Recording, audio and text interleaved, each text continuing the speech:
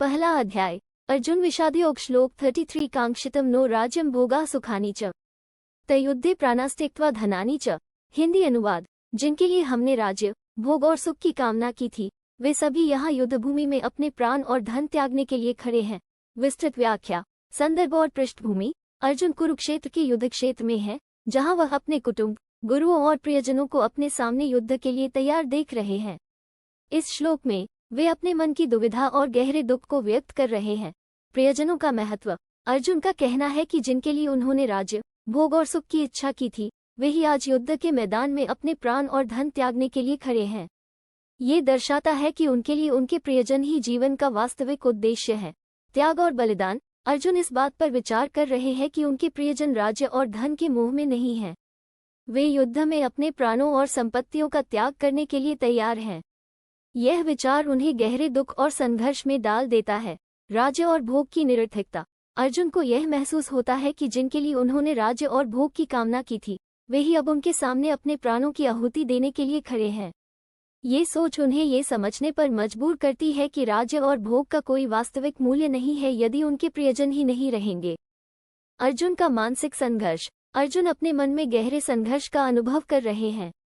एक ओर वे योद्धा के रूप में अपनी जिम्मेदारियों को समझते हैं, लेकिन दूसरी ओर उनके सामने उनके अपने ही खड़े हैं, जिनके प्रति उनका स्नेह और प्रेम है।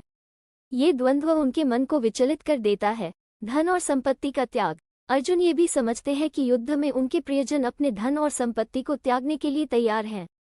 ये त्याग उन्हें ये सोचने पर मजबूर करता है कि राज्य और संपत्ति की वास्तविक महत्ता क्या है, युद्ध का वास्तविक मूल्य। अर्जुन इस श्लोक के माध्यम से यह प्रकट कर रहे हैं कि युद्ध का वास्तविक मूल्य क्या है।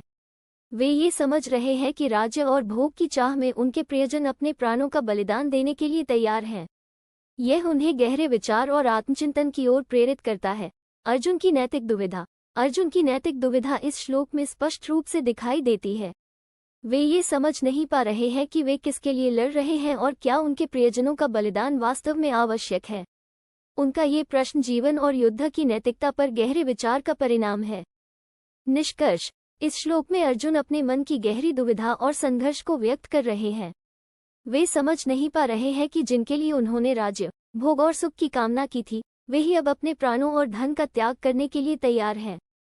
ये श्लोक अर्जुन के मन में चल रहे नैतिक और भावनात्मक संघर्ष को प्रकट करता है और जीवन के वास्तविक मूल्य और उद्देश्य पर गहरे विचार करने के लिए प्रेरित करता है। अर्जुन की यह दुविधा हमें ये समझने में मदद करती है कि वास्तविक सुख और शांति केवल भौतिक सुख सुविधाओं में नहीं, बल्कि अपने प्रियजनों के साथ और उनके लिए जीवन जीने में है।